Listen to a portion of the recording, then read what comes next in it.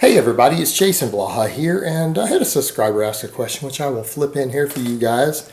And he basically wants to know, hey, isn't it possible to grow without progressive overload? Couldn't you just use kind of the same weight on the bar for years and years and just make really slow progress without increasing anything, just from working out?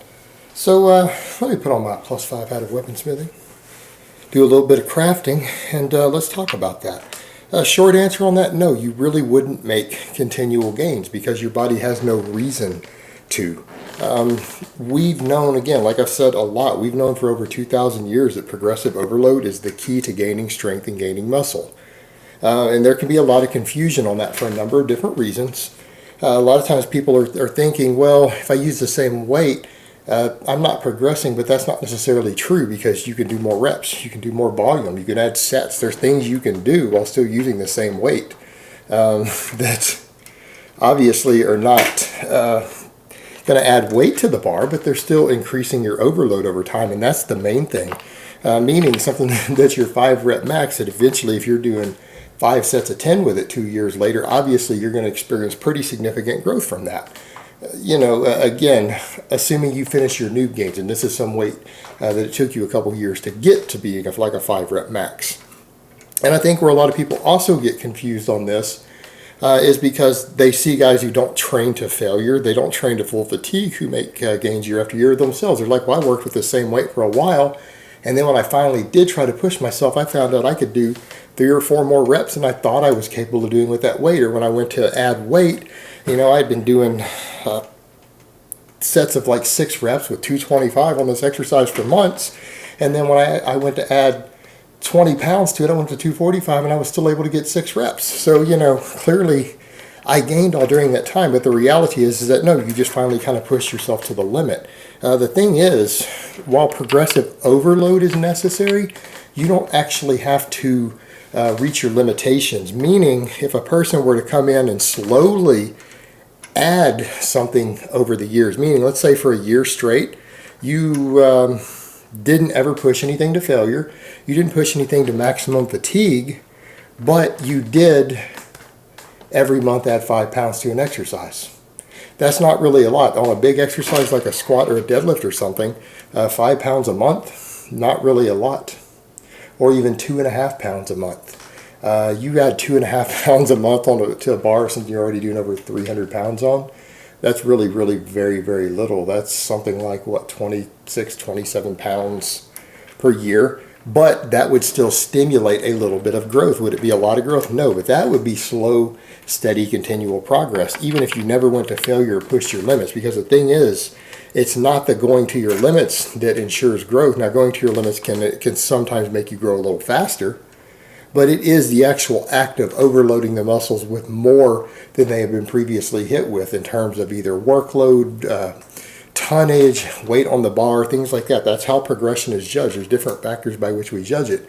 But the thing is, you are subjecting the muscles to more over time. And as long as they're subjected to a little more today than they were a few weeks ago, that will stimulate new growth, new adaptation. It might be slow, but it's still going to be new growth. And that's would be more what you're talking about. But using the exact same workloads themselves, no, you're not going to grow. Meaning, even if you periodize and you change things up and try to do all this stuff to confuse the muscles, and in 2 years, if you're still doing 225, 4 sets of 5 on the same exercise, when you do go back and try 5 rep sets or that weight again with 225 or whatever, you rotate back to that exercise, even if you're changing things around, no, you probably won't have seen any growth, even slow growth, because you never progressed. And that's what people need to understand. Progression is the reason that your body grows, and the reason your body gains muscle mass is because gaining muscle mass and making muscle mass or muscle fibers thicker reduces the chances of tearing them, of injuring them. And when they get little minor injuries or micro traumas, or your body feels that they are being taxed to the point to where they are at risk of tearing, as long as it's gradual over time, your body will gradually thicken those muscle fibers up to prevent injury. That is actually the reason, appears to be the reason the human body allows muscles to grow, is to prevent injury. One, to make you strong enough to lift the sort of workload you're lifting all the time, because it knows you're going to get hurt eventually. You're going to have something fall on you and hurt you. You're having to push something or pull something that could injure you if you're not able to lift it. And it notices you're doing it over and over and over, and so it will thicken those up to help prevent you from getting hurt, but more importantly, to help you from getting hurt at the localized level, to keep from tearing that muscle that you keep subjecting to these workloads, because it's noticing that you're fatiguing it to the point to where it's at risk of tearing. And so to prevent that, your body does it to prevent injury, because you have to remember, gaining muscle mass is metabolically expensive. Human beings, as we exist today, are the descendants of people who survived famines and ice ages and everything else. You have to remember, only a few thousand humans are believed to have survived the last glacial period. We had a big population bottleneck.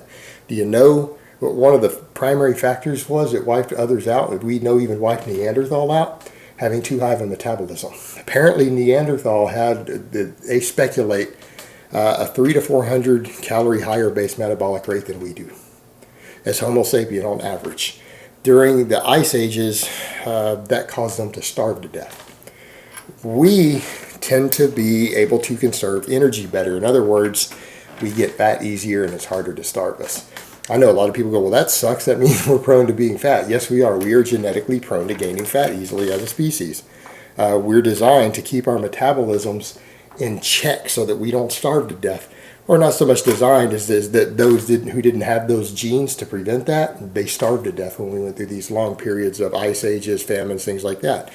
They tended to die out, leaving those behind who had the genes to avoid increasing their metabolism too much in many situations unless it becomes necessary. Your body doesn't want to unnecessarily increase metabolic rate. Gaining muscle increases metabolism. It increases energy that you expend doing everything. It's not just your resting metabolic rate. Gaining 5 pounds or 10 pounds of muscle causes your body to expend calories doing everything that you do. Just carrying around that extra muscle, moving it, doing those things expends calories, and your body doesn't want you to starve to death. And so accordingly, it makes it difficult to gain muscle. It only gains muscle when it has to, meaning either from direct training or some drug in the body has given the muscle a signal commanding it to grow. And that's one of the things that we've noticed. That's how anabolics work. They create a signal directly in the muscle that causes it to release IGF-1 from the cell nuclei into the muscle, causing it to grow. It's just like an on switch commanding growth. Kind of like C.T. Fletcher commanding his biceps to grow.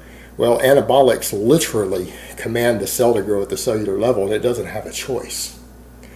Weight training can, of course, do the same thing, but it requires you to actually put in workload that then signals the muscle for it to grow, because it knows that it has to prevent injuries. And so if you're not subjecting your body to a higher and higher workload, once you've been doing a workload for a given time, your body knows that it's safe. It's safe because it hasn't injured it. You're not subjecting to anything worse.